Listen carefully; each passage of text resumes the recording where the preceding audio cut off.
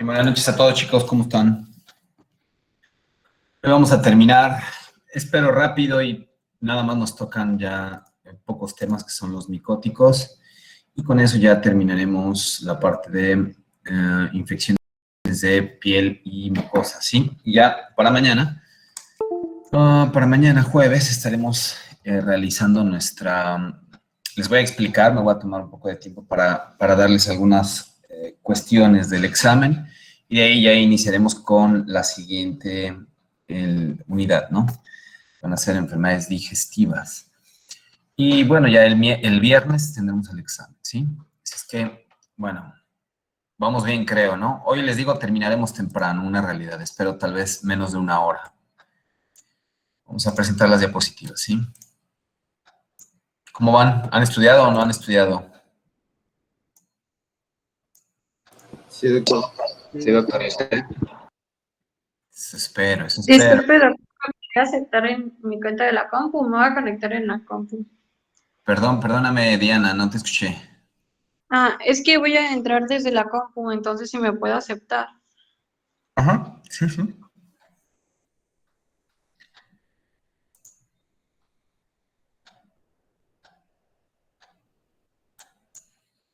Bien, terminamos de ver entonces ayer esta parasitosis, que es prácticamente provocada por un ácaro.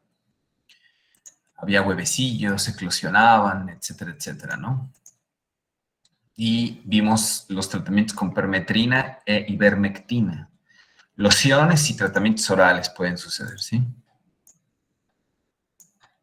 Bien, ahora sí vamos a empezar. Bueno, nos toca ahora ver infecciones micóticas, ¿sí? Lo primero, antes de pasar a las infecciones micóticas, es que si recuerdan un poco lo que sucedía para entender la clasificación clínica de estas enfermedades, por ahí en alguna de las diapositivas de de las primeras clases, la que hablaba sobre clasificación, trataba de establecer, de acuerdo a la profundidad, si lo quieren ver con ese nombre, cómo se iban afectando ciertas porciones de la piel o cómo se denominaban. Habíamos visto, por ejemplo, superficiales, cutáneas y las subcutáneas. Y de ahí las podríamos separar, inclusive en endémicas y dijimos oportunistas, ¿no? Entonces, nada más para recapitular un poco, porque mucho de lo que vamos a ver aquí tiene que ver con las infecciones superficiales y las cutáneas. Entonces, las superficiales, infecciones micóticas superficiales, son aquellas que nada más generan procesos de despigmentación. Y hay una característica muy peculiar en las micosis superficiales, que es la descamación. Cuando tenemos una clasificación cutánea, es ahí donde se genera un poco de queratina, y entonces ahí se le conoce más como los dermatofitos o dermatofitosis, que son prácticamente respuestas inmunológicas mediadas por células inmunoglobulínicas a nivel de la piel, y entonces se genera ese proceso de queratinización.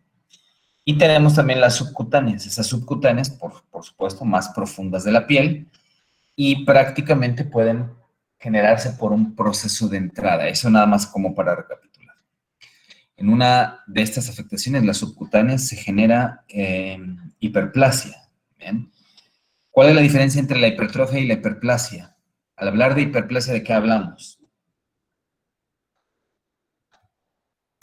¿Quién me dice? Chicos.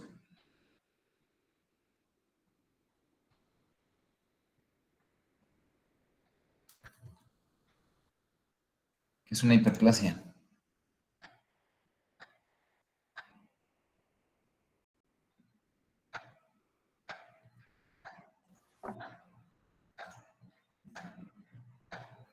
Aumento de células, ok, aumento en número de células, ¿bien?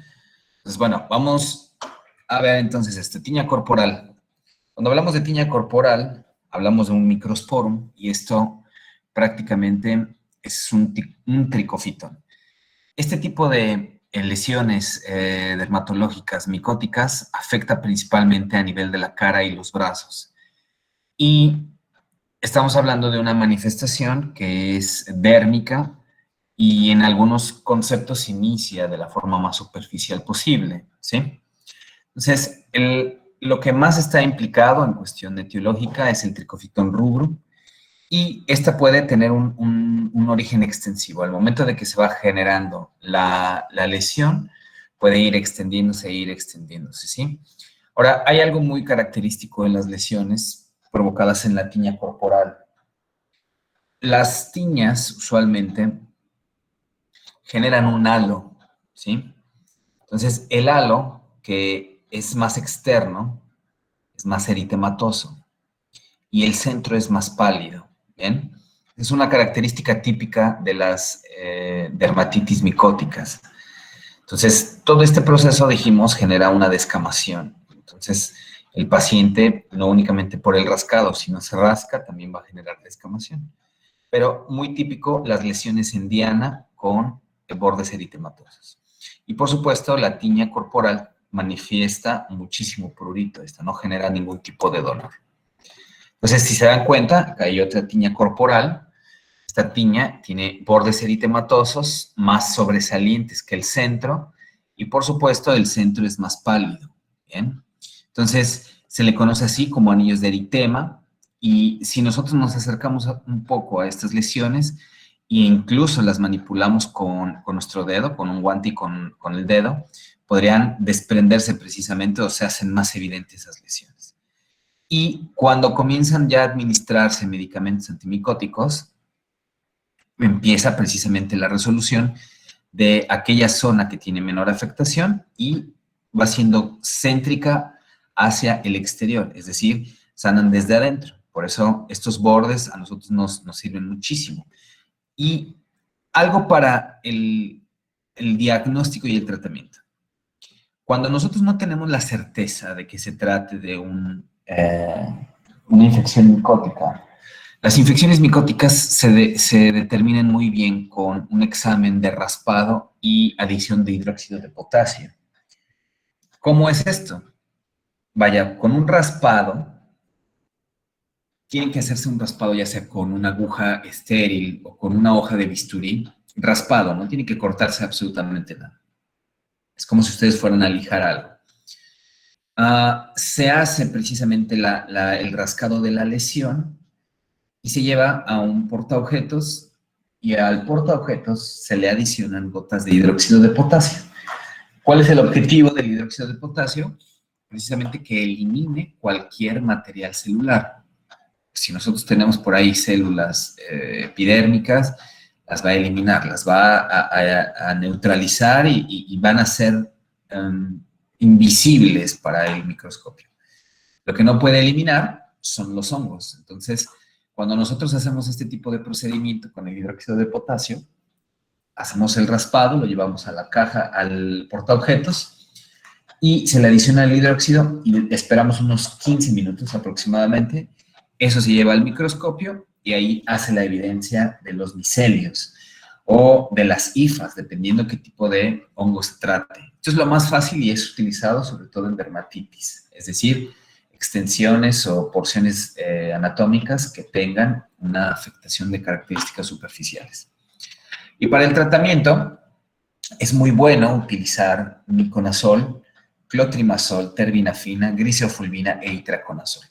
Entonces, este tipo de medicamentos son de venta libre.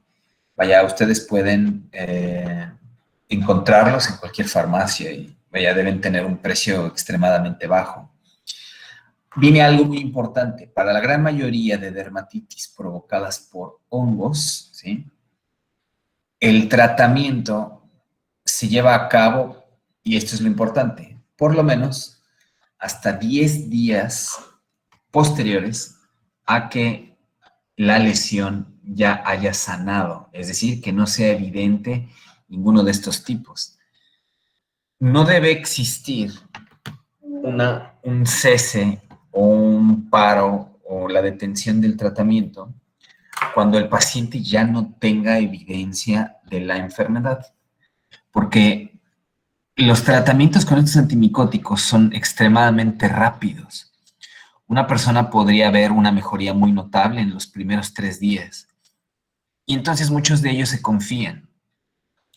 La primera indicación para el paciente tiene que terminar el tratamiento, punto número 1, hacer un corte de tiempo en el momento en el que ya no hay evidencia de la lesión y a partir de ese punto va a aplicar 10 días más el antimicótico. Esa es la indicación.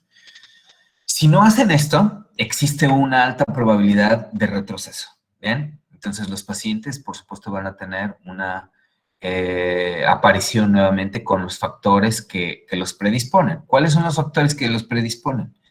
Principalmente es la humedad, ¿sí?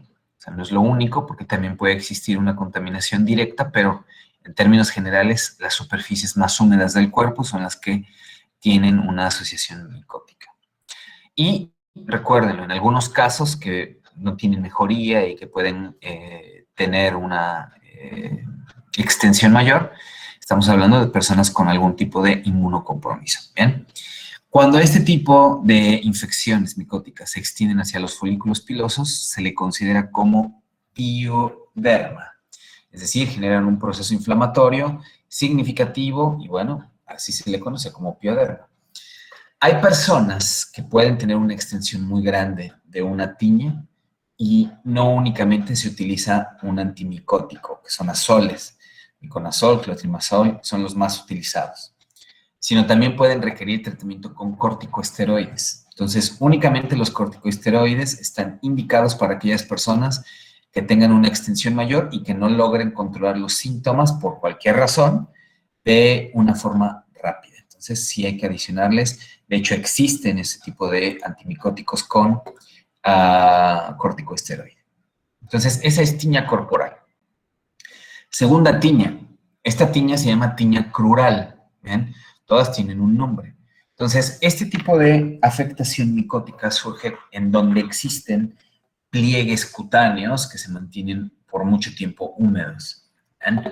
Entonces, la disposición anatómica para determinar que el paciente o la paciente tiene tiña crural es en la ingle y a nivel de las nalgas. Si yo veo una tiña y la tiña está, por ejemplo, en el cuello o está en la espalda, eso no es una tiña crural.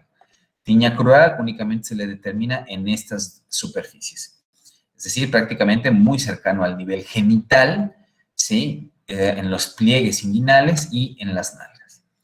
En algunas ocasiones, cuando la extensión es muy cercana hacia el esfínter anal, sí puede generar un prurito. Entonces, siempre recuerdo mucho mis clases de microbiología, mis primeros años, de hecho, creo que se ve esa en el segundo año de la carrera de medicina, si no mal recuerdo. En infecciones micóticas nos decía, y parasitarias nos decía el profesor, si ustedes tienen un paciente que tiene prurito anal, lo más fácil de diagnosticar es una parasitosis, sí, ya las veremos en su momento. Pero lo secundario que siempre hay que tener en consideración es una micosis, precisamente por la extensión. Los pacientes, créanlo, al igual que las dermatitis que hemos visto que generan mucho prurito, pueden tener también una lesión bacteriana asociada por el rascado que tienen importante. ¿Bien? Entonces, en la tiña crural, por supuesto, siempre en todas las dermatitis micóticas vamos a tener el prurito como el número 1. Se genera un proceso exantemático, si lo están dando, si se dan cuenta, ya no tiene la misma predisposición en halo, como sucedía aquí, como la corporal. Entonces, en esta ya se pierde, se difumina más el proceso inflamatorio. Aquí prácticamente tenemos lesiones que se conocen como lesiones en margen, ¿sí? Van dejando únicamente una extensión y se delimita el margen, por eso se conoce así. Y también pueden ocasionar pústulas foliculares. O sea, ya hemos hablado que en los folículos puede existir un proceso inflamatorio que puede también estar involucrado. En este caso, puede, por las lesiones de rascado asociadas, generarse también un proceso purulento. ¿Bien? Y en algún punto, cuando estos pacientes van pasando mucho tiempo con la asociación micótica, la piel va adquiriendo una pigmentación café. Es una decoloración café. De hecho, lo más evidente, por ejemplo, en este paciente de las áreas hipopigmentadas está aquí, en la zona más baja de donde está mi cursor. Este paciente, por supuesto, está hipopigmentándose. La hipopigmentación podría permanecer por mucho tiempo. Por mucho tiempo les estoy hablando, a pesar de que ya se haya resuelto la infección, por lo menos unos 6 meses, ¿sí? En algunos casos, cuando los pacientes tienen tiñas crurales, sobre todo de una forma crónica, sí se quedan áreas hipopigmentadas o despigmentadas, porque también pasa eso. ¿Bien? Entonces, vean, la tiña crural, aquí no hay tanto una clasificación redondeada con un borde pálido, sino más bien una área delimitada que se conoce como lesiones marginales. ¿Bien? Entonces, es altamente frecuente. Yo tenía compañeros en la universidad que padecían de tiña crural y era muy evidente porque como jugábamos fútbol en la universidad, que estaba en el equipo de fútbol de medicina, entonces al momento muchos de ellos, recuerdo, tenían como consultas con el que nos llevaba, era un doctor, ¿no? El técnico, y era un profesor de fisiología.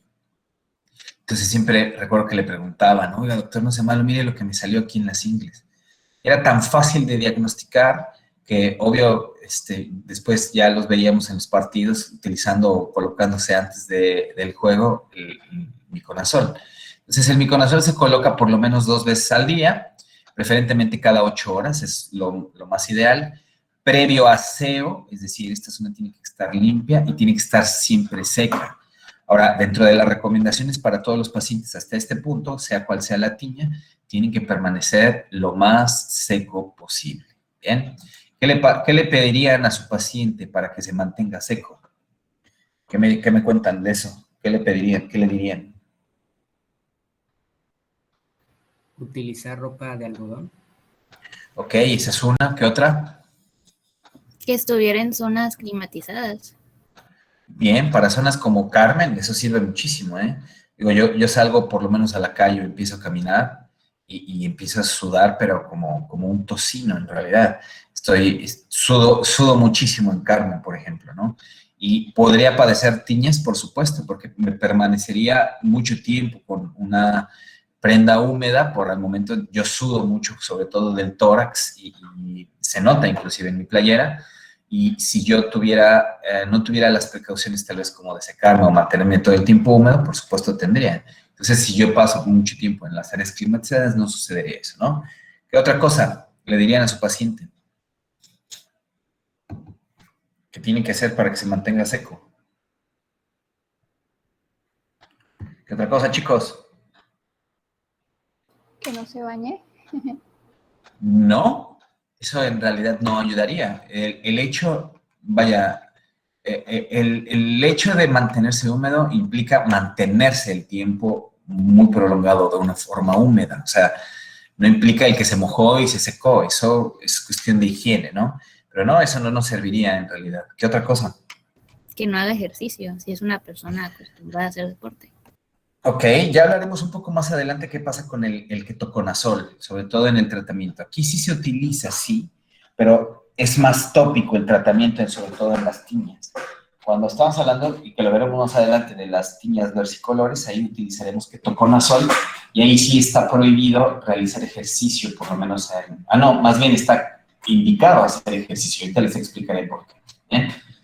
Pero el ejercicio, perdón.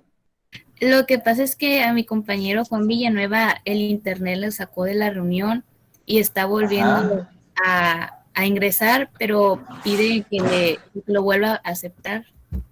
A ver, ¿y dónde está? No lo tengo.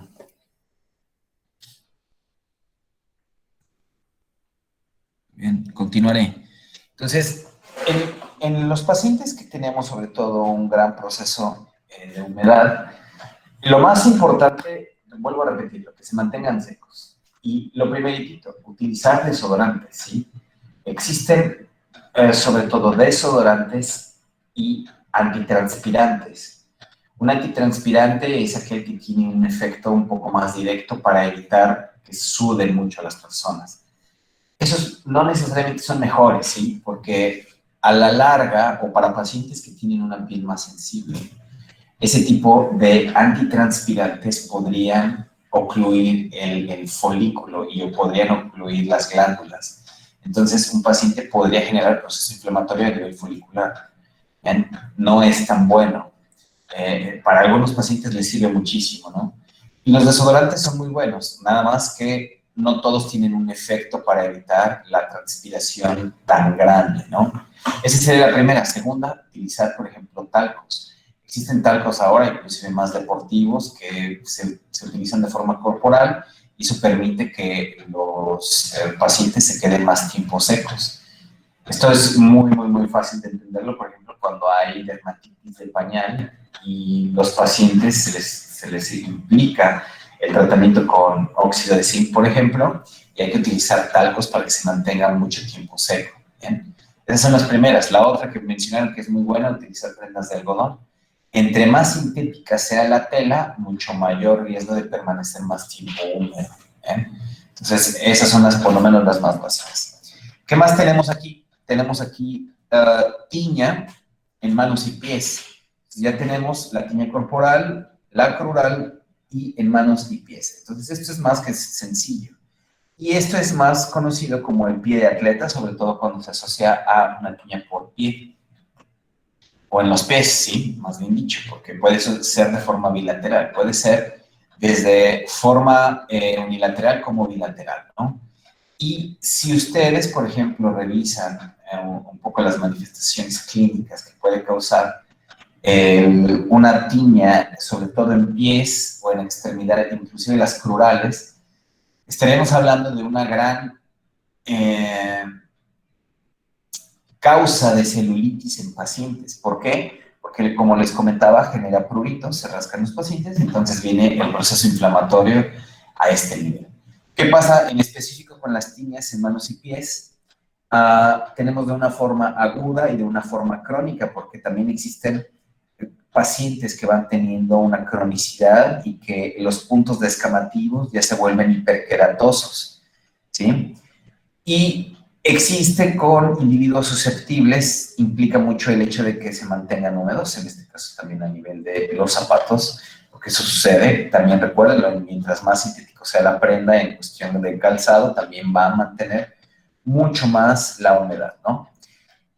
Y algunos pacientes pueden llegar a tener una maceración, que es la maceración al momento en el que se genera un proceso descamativo y existe exudado. El exudado es un líquido, en este caso claro, no es purulento ni mucho menos. Ese líquido claro va generando un proceso de reblandecimiento de las lesiones. Entonces, una maceración, déjenme ver, es prácticamente esto, ¿sí? Estamos hablando de que el paciente tiene exudados a razón de la enfermedad micótica, se genera rascado, pero va teniendo una humedad significativa y esto reblandece y hace que se pierda la piel. ¿Bien? Eso se le conoce así como maceración. Entonces, las manifestaciones clínicas también se complementan aquí. Vamos a tener pacientes que tienen prurito, que tienen ardor y que tienen quemazón, lo típico de lo que se habla mucho en los comerciales donde se venden este tipo de productos, ¿sí? Entonces, es lo más significativo. El paciente se va a estar rascando y rascando y rascando los pies o las manos, porque también puede existir. Cuando el paciente ya le duele, porque también sucede, ¿bien? Es porque ya se generó un proceso inflamatorio que se conoce como celulitis, lo que les estaba mencionando. Tanto la tiña crural como en términos generales cualquier tiña obedecen a una primera causa de pacientes para generar celulitis. Y esto es vuelvo a repetirlo, las lesiones de rascado. ¿Qué más sucede? Afectación en la planta y el talón, ¿sí? Y existen procesos descamativos, hay engrosamiento, personas, si ustedes se acercan, esto es muy típico.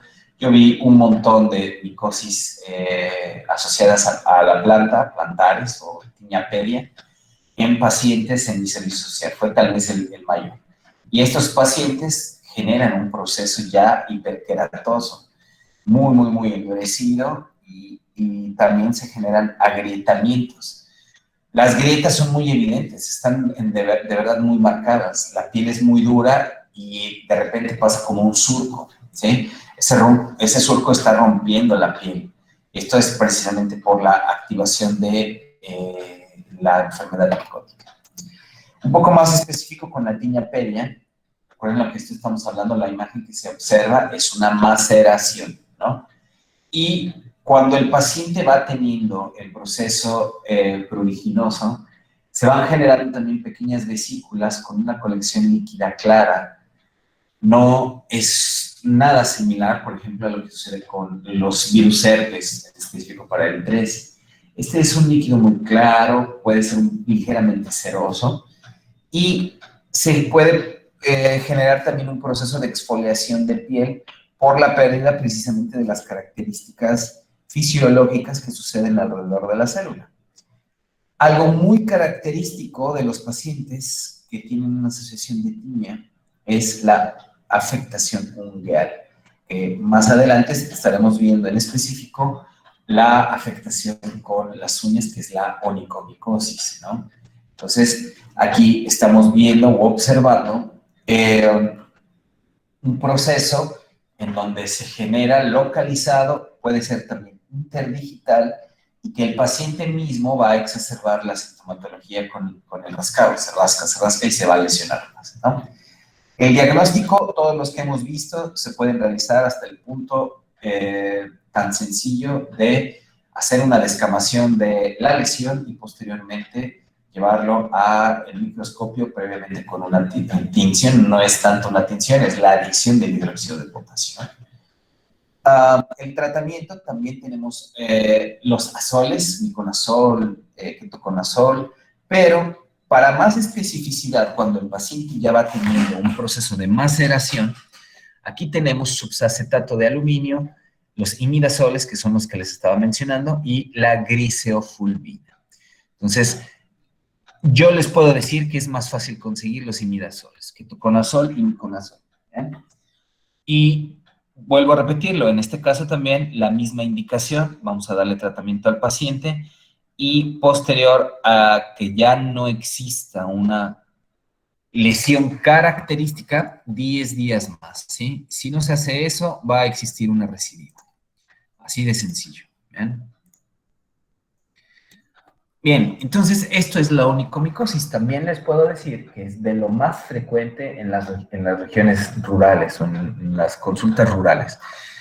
Muchísimos pacientes, yo tuve un montón, que presentaban e iban conmigo para tratar de tener una solución. Ahora, este tipo de padecimientos tienen una característica, son muy difíciles de tratar, extremadamente difíciles, ¿sí? Porque esto no estamos hablando a un nivel superficial. Entonces, si ustedes le colocan encima de la uña algún tipo de imidazol, no va a funcionar, ¿sí? Yo en algún punto, cuando todavía veía más tele, eso ya años, recuerdo que existían productos en la televisión que aseguraban que se colocaban unas gotitas y se eliminaban las onicomicosis. Eso es totalmente falso, ¿sí? De hecho, el tratamiento que tienen este tipo de pacientes tiene que ser un tratamiento oral, ¿sí? El tratamiento oral implica a la terbinafina o a la griseofulvina. Es mucho más fácil utilizar terbinafina que griseofulvina, ¿sí? Ahora, existe una gran desventaja. Que en el tratamiento, sobre todo de la terbinafina para los pacientes con onicomicosis, ¿sí? Tienen un periodo largo. Estamos hablando que la terbinafina se tiene que administrar por lo menos 2 meses. Y aparte, genera muchísima hepatotoxicidad. Entonces, es altamente recomendado y está incluso en todos los libros, sobre todo el Lange lo menciona y también es muy específico y dice, los pacientes deben someterse a pruebas de funcionamiento hepático periódicas, precisamente por esto. Entonces, cualquier otro tipo de asociación farmacológica que exacerbe o potencialice las proteínas plasmáticas y que vayan directamente a alterar el funcionamiento hepático, preferentemente tendrían que notificarse antes del inicio de este tratamiento, ¿sí? ¿Qué sirven los pacientes al momento de que van utilizando ya la terbinafina oral? Que ellos mismos vayan generando un proceso de limar la uña. Ahora, hay que tener mucho cuidado y hay que explicarle al paciente. El paciente en realidad va a estar bien hasta que tenga un proceso de generación de una nueva uña. Es decir, que la uña que va creciendo vaya empujando precisamente a este proceso micótico, ¿sí? Entonces, por eso toma tiempo, por eso estamos hablando de cerca de por lo menos 2 meses el tratamiento con la terminafina.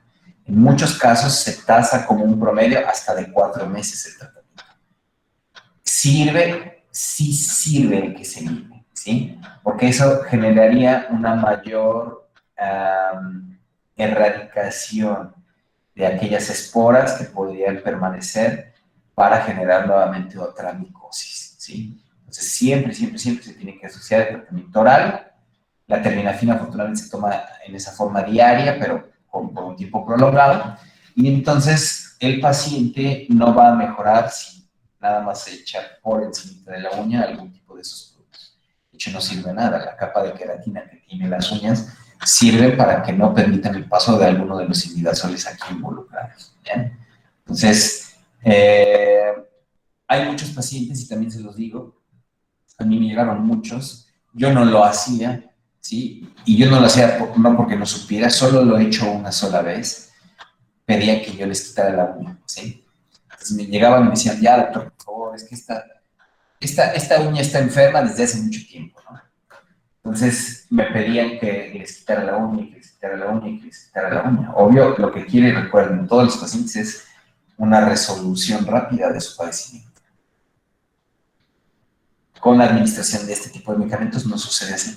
Bien. Entonces, una sola vez tuve que quitar una uña, y eso fue, estoy hablando de hace unos 4 años, fue porque existía una micosis, pero adicional a la micosis, el paciente estaba teniendo un proceso de melanoma muy cercano precisamente al lecho ungueal, y entonces algo recomendado, yo hablé directamente con el oncólogo que lo estaba tratando, y coincidimos los dos en que preferentemente había que quitarle la uña para generarle un buen biopsiado a ese paciente. Entonces sirvió, ¿no? No fue al final de cuentas un melanoma, no recuerdo qué tipo de lesión fue benigna, no tuvo ningún tipo de complicación, y curó, y también curó la micosis del paciente, ¿sí? ¿Quedó claro qué pasa con la sonicomicosis, chicos? No le hagan gastar al paciente todos esos productos que se comercializan o que se hablan, ¿no? En los comerciales o en la televisión, ¿sí? No sirven absolutamente de nada. El siguiente es la tiña versicolor. Esto es también muy frecuente en zonas rurales. Y a mí me generó como mucha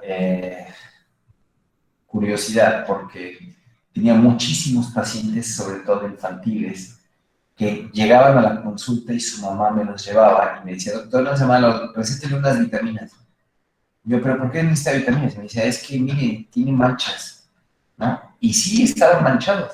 Y en un principio, vaya, porque no lo recordaba sinceramente, que existía la tiña versicolor. Entonces yo dije, no, pero como que no tiene que ver con la falta de vitaminas. Vamos a ver, y le voy a dar como un ungüento, ¿no? Le di un corticosteroide. Y el corticosteroide sirvió como muy poco, pero se mantenía.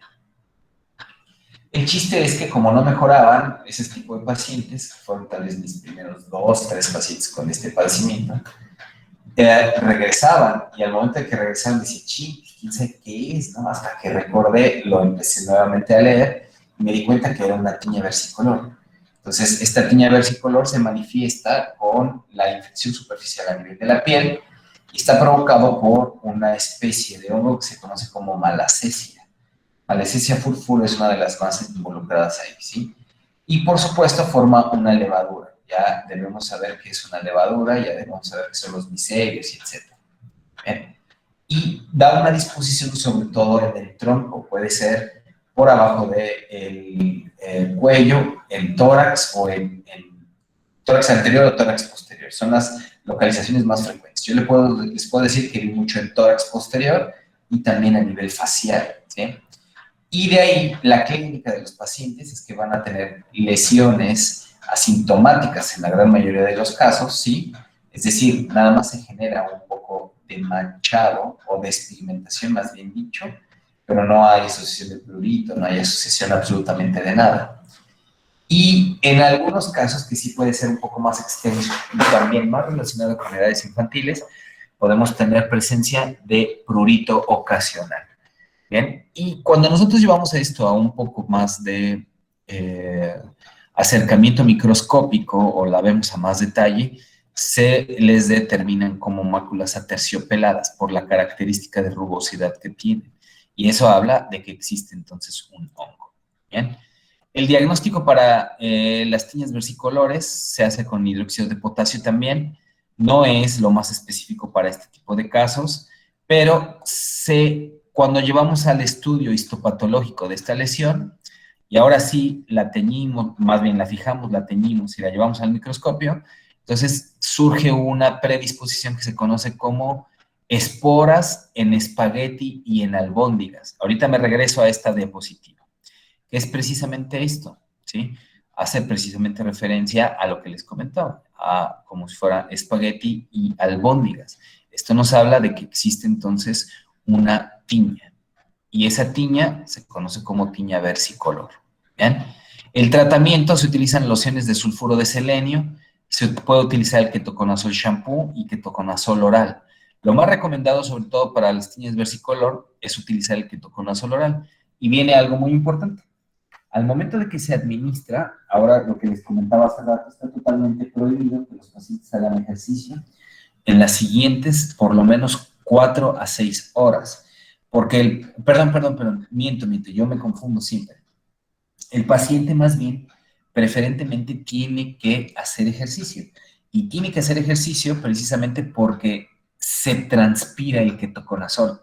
Es decir, se administra oral, al paciente lo ponemos a sudar un poco y a través del sudor viene el componente activo de este tipo de imidazol. Entonces, y para que quede totalmente claro, el paciente que tiene tratamiento, sobre todo y más específico con ketoconazol que con cualquier otro, hay que ponerlo a sudar, ¿sí? Eso es lo importante, hay que ponerlo a sudar. También existen las lociones y los shampoos. Eso es muy fácil de encontrar ahora en el mercado y también sin necesidad de una receta médica. Entonces, esta es la gemación de espagueti y albóndigas. Entonces, terminamos. Me llevé casi menos de 1 hora. Entonces, ¿dudas o preguntas, chicos? Hasta acá. Yo tengo una duda, doctor. Adelante, adelante. Sí, yo tengo la duda de que ya había mencionado lo del, ¿cómo se llama? El ketoconazol, ¿no? Vía oral, había dicho de las horas, ¿no? De que posteriores a que lo haya tomado, ¿no? Creo que dijo 6, algo así. Es que no escuché bien. Tiene que hacer ejercicio por lo menos en las 6 primeras horas, porque ese es el efecto, se alcanza una vida media del medicamento y después de eso ya hay que tratar de excretarlo. Eso va a ser más fácil para que llegue a las lesiones dérmicas, ¿sí? Entonces siempre hay que tener esas precauciones o entendimiento también de la farmacología. ¿Sí? Muchas veces no se dice tanto en los libros de farmacología de cómo darle esas recomendaciones a los pacientes. ¿Bien? ¿Qué otra cosa, chicos? ¿Alguna otra duda o alguna otra pregunta?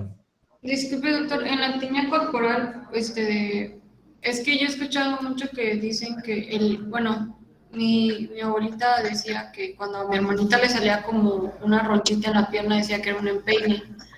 Y se me asemejó mucho a la tiña corporal, entonces... ¿Pero qué tipo de lesión tenía? Otra vez, perdóname. Así como apareció en la imagen de la tiña corporal, pero lo tenía arriba de la rodilla. Es como... ¿Pero se veía como un halo? Es decir, ¿se veía la misma predisposición? Se veía como seco y como rugoso. Ok, sí puede tratarse de una tiña, ¿sí? Sí, ¿qué te recomiendo si es que llega a suceder? Ahora, hay algo muy importante que se acaba de decir. Los pacientes sobre todo seniles o que ya pasan o rebasan sobre todo a los 60 años, tienen una pérdida más rápida de la queratina en piel y las propiedades lipídicas que se tienen. Entonces, los pacientes suelen tener muchas tiñas. Es muy fácil ver tiñas corporales en ancianos, ¿sí? Y se mantienen mucho tiempo húmedos también. Entonces, lo que hay que hacer, si es que no se tiene seguridad de todo eso, se puede llevar a una muestra de laboratorio para que se tiñe con hidróxido de potasio. Y si no, digo, si no tenemos el acceso al laboratorio, no se puede hacer de una forma tan rápida, lo que podemos hacer es iniciar el tratamiento con un imidazol. El más barato es el miconazol. El miconazol, digo, debe estar ahora como en un precio que será menos de 50 pesos, yo creo. Debe ser extremadamente barato, debe ser de los medicamentos más baratos que existen. ¿Bien? Entonces, pueden hacer la prueba para ir notando que el paciente va disminuyendo su lesión. Y por supuesto, si el paciente va disminuyendo la lesión, se trata de una micosis, ¿sí? Una micosis de características superficiales. Entonces, Diana, te recomiendo mucho que veas bien la imagen en cuestión de las lesiones que aparezcan y empieza a darle un tratamiento. No es bueno que se mantengan los pacientes con mucho tiempo en este tipo de lesiones, ¿eh? Recuerden, no pueden generarse despigmentaciones o puede generar una extensión mayor. Ah, sí, es que eso lo decía mucho mi abuelita y yo veía que le aplicaba a mi hermana un medicamento que incluso tenía los componentes que usted dijo en el tratamiento. Era, bueno, el medicamento que ella le aplicaba se llama Barmicil. El Barmicil ahora, bueno, el Barmicil tiene dos cosas, ¿no? Tiene un antibacteriano, un antimicótico y un esteroide. No siempre es como tan bueno dar Barmicil, ¿sí? Yo, de hecho, tal vez lo he dado una sola vez en mi vida. Y el Barmicil se ocupa mucho, y se los digo de una forma sincera, para aquellas personas que no saben qué es lo que tienen. Ajá. O sea, si un médico receta Barmicil, significa, por lo menos para mí, que no sabe mucho, ¿sí? Pero si una persona que no tiene nada de relación con la medicina o que no tiene forma de acercarse de inmediata hacia un doctor, el que compre Barmicil no es malo, ¿sí? Pero para mí no es bueno que un médico recete Barmicil por el hecho de que tiene una asociación de 3 medicamentos, ¿sí? Y es como decir, pues si no es una bacteria, es un hongo, y si no es un hongo, es una dermatitis atópica o alérgica o dermatitis reactiva. Vaya, el Barmicil puede ayudar para varias cosas y no necesariamente tiene que utilizarse con eso, porque no todas las lesiones, por ejemplo, necesitan un corticosteroide. Y sobre todo porque muchos pacientes piensan que el Barmicil también se puede colocar en cualquier parte del cuerpo y no es así. El Barmicil, o más bien todos los corticosteroides, están prohibidos en zonas genitales. ¿Vean? Y en mucosas, cerca de las mucosas, no se deben utilizar porque puede generar procesos de queratitis o hiperkeratosis, más bien dicho. ¿Vean? Entonces, el Barmicil, vuelvo a repetirlo, si alguno de ustedes en algún momento lo compró y se lo colocó por alguna razón y le pegaron y sucedió que esa lesión desapareció, no está mal, ¿no? O sea, ustedes en algún punto todavía no son médicos, sus familiares no son médicos, ¿eh? Pero ya cuando ustedes sean profesionales en esto, traten de no darlo. Y yo se los digo, lo di una vez, y eso porque en el lugar donde yo estaba no teníamos otra cosa más que eso, y bueno, funciona, ¿no? Bien, pero vuelvo a repetirlo, no en todos los casos. Bien, chicos, ¿alguna otra pregunta? ¿Algo más? Muy bien, si no hay más preguntas, nos vemos mañana a las 7 y por favor estudien. Ya estamos muy cerca de su examen, ¿sí? Llevo 1, 2, 3, 4, 5, 6, 7, 8, 9, 10, 11, 12, 13, 14, 15, 16, 17, 18, 19, 20, 21, 22, 23, 24, 25, 26, 78 preguntas ya de su examen, ¿sí? Entonces, bien. ¿Algo más, chicos? ¿Todo bien? Adelante.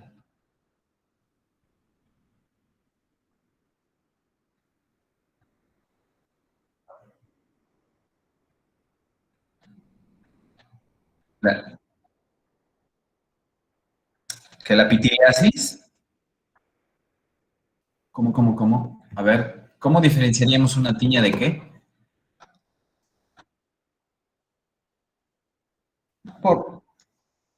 Despigmentación por estrés. Bueno, las despigmentaciones por estrés, es decir, pacientes que sufren, ejemplo, ansiedad, ¿sí? Y que tienen algún tipo de dermatitis, son más bien dermatitis atópicas, pero no existe una despigmentación por estrés, ¿eh? En ningún punto existe una despigmentación por estrés. Siempre va una asociación por algún tipo de padecimiento de base y que puede venir con una dermatitis micótica, ¿bien? O con una dermatitis alérgica o reactiva, ¿bien? Pero por el hecho de que ustedes estén estresados, digo, ustedes seguramente han estado estresados y no por eso se despigmentan, ¿no? Entonces no existe una despigmentación por estrés. O sea, si un paciente está estresado, si está teniendo ansiedad y que puede tener un reflejo a nivel dermatológico, pues usualmente se les conocen como dermatitis atópicas. En algunos casos puede existir lesiones que puedan generar una despigmentación, pero es a razón de una despigmentación por una dermatitis, ¿sí? Esa dermatitis es reactiva en la mayoría de los casos y generada por el mismo proceso de situación de estrés, pero no por el estrés. O sea, si yo me estreso no me voy a despigmentar, sino que se generan lesiones dérmicas asociadas por lesiones de rascado, por exacerbación de procesos de histamina, por asociaciones. Recuerden lo que un paciente que genera ansiedad también tiene un mecanismo o barreras mucho más disminuidas o menos eficientes. Entonces, hay asociaciones micóticas o hay asociaciones de tipo bacteriano. Pero por el simple hecho de que estén estresados, les digo, algunos de ustedes puede estar estresado por mi examen, no lo sé, y no por eso ya se despigmentó. ¿Bien? Entonces, siempre si tienen dudas, lo primero que tienen que realizar es una determinación con una prueba diagnóstica, así de sencillo. ¿Bien? Bien, ¿ninguna otra pregunta, chicos? Si no hay ninguna otra pregunta, nos vamos a ver para mañana y ya listos para su examen el día viernes, ¿bien? Ya mañana les daré exactamente todos los pormenores que va a implicar su examen, ¿bien? Entonces, listo, chicos, cuídense y nos vemos mañana. Descansen, por favor. Hasta luego, doctor. Gracias. Gracias, doctor. Igualmente. Adiós, adiós. Hasta luego, Bye. gracias. Gracias, doctor. Adiós, chicos, adiós a todos. Que tenga linda noche, doctor. Cuídese mucho. Igual, adiós.